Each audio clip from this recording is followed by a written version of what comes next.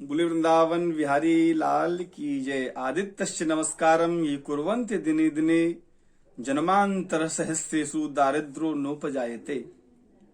भगवान सूर्य नारायण की कृपा हम पे हमेशा बरसती रहे, इसी आशा से फिर हम इस YouTube चैनल के माध्यम से महर्षि पाराशर वेद वेदांग संस्कृत संस्थानम के तत्वाधान में श्री महर्षि पाराशर ज्योतिष समाधान केंद्र से हम पुनः उपस्थित हुए हैं। इस बार लोगों के मन में शंका है कि सूर्य ग्रहण जो पड़ रहा है 25 तारीख को, इसका क्या क्या प्रभाव है, क्या क्या महत्व है, इसको हम एक बार पुनः जानेंगे। इस बार जो सूर्य ग्रहण है ये 25 अक्टूबर को प्रारंभ होगा, क्योंकि दीपावली के दूसरे दिन, हालांकि दीपावली 25 को मनानी चाहिए थी, परंतु सूर्य ग्रहण के कारण दीपावली 24 तारीख को मनाई जाएगी और 25 तारीख को सूर्य ग्रहण है। शास्त्र कहते हैं ज्योतिष की गणना के अनुसार जब सूर्य ग्रहण पड़ता है तो उसका सूतक 12 घंटे पूर्व प्रारंभ हो जाता है। तो इस बार का जो सूतक प्रारंभ होगा वो प्रातः 4:41 से प्रारंभ होगा और इसका जो ग्रहण का जो मुख्य समय है वो 5:56 के बाद इसका मोक्ष होगा, इसलिए सूतक प्रारंभ होगा वो 4:41 से प्रारंभ होगा। जो ग्रहण का प्रारंभ है वो भी 4:41 से प्रारंभ होकर उसका जो मध्य है 5:14 पर इसका मध्य काल है और इसका जो मोक्ष कार्य है वो उसका जो मोक्ष है 5:56 के बाद में इसका मोक्ष प्रारंभ हो जाएगा।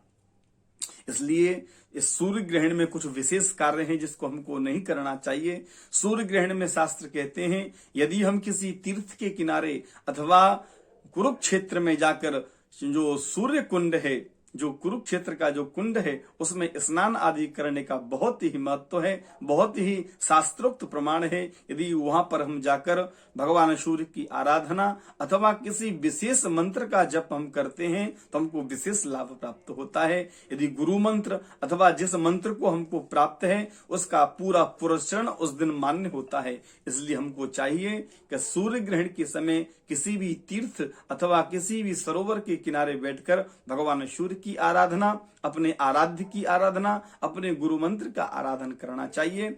इसलिए सूर्य ग्रहण का जो विशेष करके जो महत्व है उसको हम जानते हैं। इस बार जो सूर्य ग्रहण में जो राशियां हैं उन पे क्या क्या प्रभाव पड़ेगा तो मैं आपको पुनः एक बार स्पष्ट कर दूं।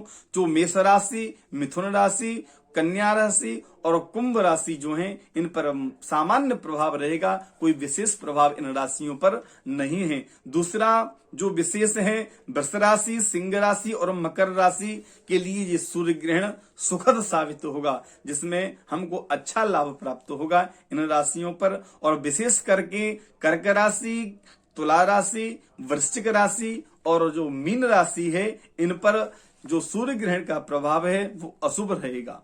इसलिए जो जो राशियां जिन जिन की हैं उनका आप ध्यान रखते हुए क्या क्या कार्य करना है उनको ज्यादा विशेष ध्यान न देकर अपने में भगवान नारायण का जप करना है, भगवान सूर्य नारायण की उपासना करनी है, अपने गुरु मंत्र का ध्यान करना है और जो इष्ट हैं उनके मंत्र का जाप करना है। यही विशेष करके सूर्य ग्रहण का प्रभाव है।